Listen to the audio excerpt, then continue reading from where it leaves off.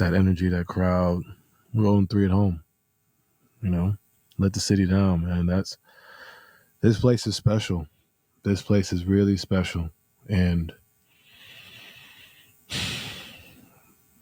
we didn't get it done, Chris. I guess, especially at home, that's what hurts, But I told you during the year we're gonna be judges off this. There's gonna be a lot of talk. That's what comes with it, and we didn't capitalize. I think the biggest thing is, I've been doing this 8 years, and I've been in the same round 8 years.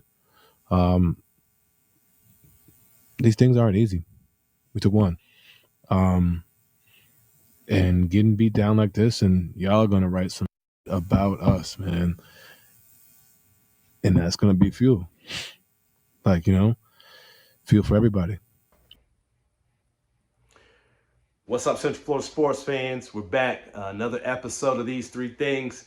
Like and subscribe to the channel. Check us out. Interesting.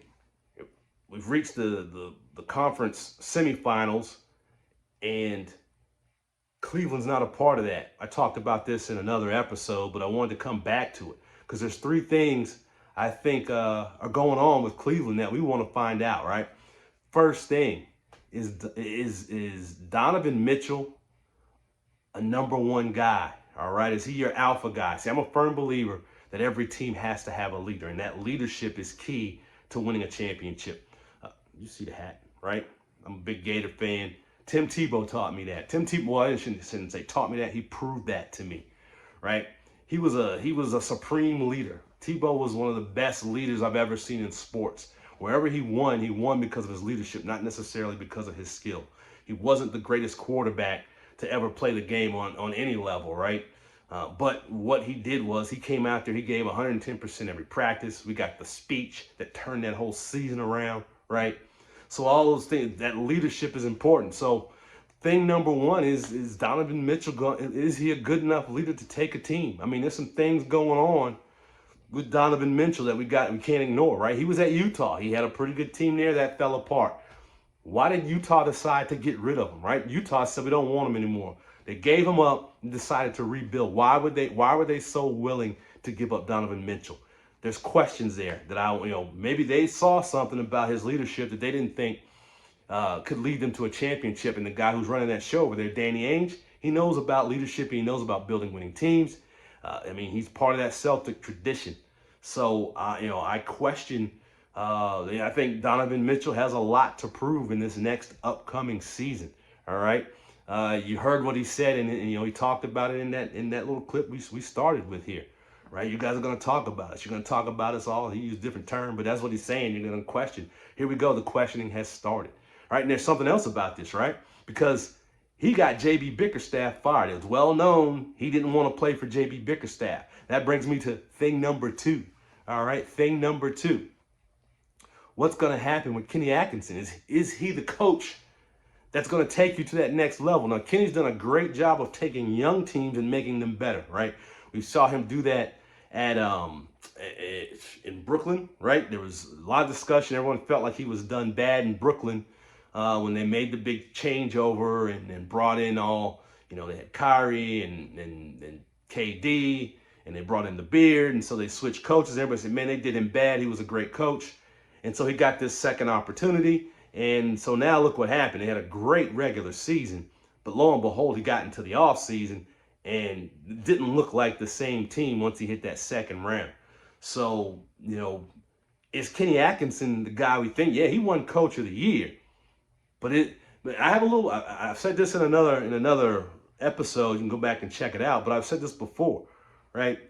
That Coach of the Year. Well, does he get Coach of the Year simply because Donovan Mitchell didn't like J.B. Bickerstaff, and so he inherits this team, right? And they were already pretty decent. If Donovan Mitchell had liked J.B. Bickerstaff, would we still be here? Would this team still be out in the second round? So I think Kenny Atkinson has a lot to prove, right? I think this was his honeymoon season. Everybody loved Kenny coming in. everyone had kind of a soft spot in their heart for Kenny because, Kenny, we all felt like Kenny, and I did, there's some questions there. Hey, why did they just dump Kenny? He was winning, right? But, those were veteran players that didn't want Kenny as coach, because you got to believe if KD wanted Kenny, Kenny would have stayed there, right? So in Brooklyn, I'm talking about. So I wonder if Kenny is the guy who can lead a team at this next level, right? He's good at developing that young talent. But now that we're in the playoffs, let's be honest, man. He didn't make a lot of moves that seemed to make sense. He didn't. There's a couple of times they just lost. And I know they had injuries, but everybody's got injuries in the playoffs, right? Talk to us. Talk to the Magic about that, bro. Talk to the Hand. The Magic ain't trying to hear nothing about no injuries, right? So I think Kenny Atkinson has a lot to prove this offseason. My thing number 3, right? The pressure. The pressure. We're going to find out next season if Cleveland can handle the pressure, right? There's a pressure of expectations. Cleveland didn't have those expectations last season, right? Even in Utah, Donovan Mitchell never really had those expectations. Even when his team was winning, no one expected them to win a championship. Things have totally changed now that Donovan Mitchell has signed his extension with Cleveland. There are expectations in Cleveland of a championship with this group. So everybody's dealing with that. Not just Donovan Mitchell, right? Mobley's dealing with that. And there's a lot of chirp about, hey, where's Mobley, right? Well, Atkinson, the whole team's feeling this pressure in Cleveland right now. Can the Cavaliers handle the pressure that comes with expectation? So, and let's be honest, I'm as a Magic fan, Magic haven't hit that point yet, but if they can put it together next season, how far they go, expectations will begin to rise, and that's where teams begin to falter.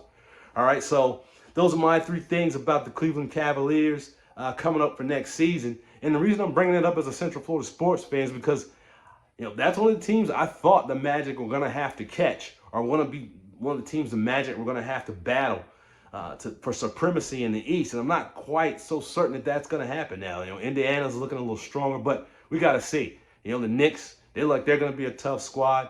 So let's see what happens here as things move forward. Remember, like and subscribe. This is the Black Andy Cap. Don't forget these 3 things. Peace.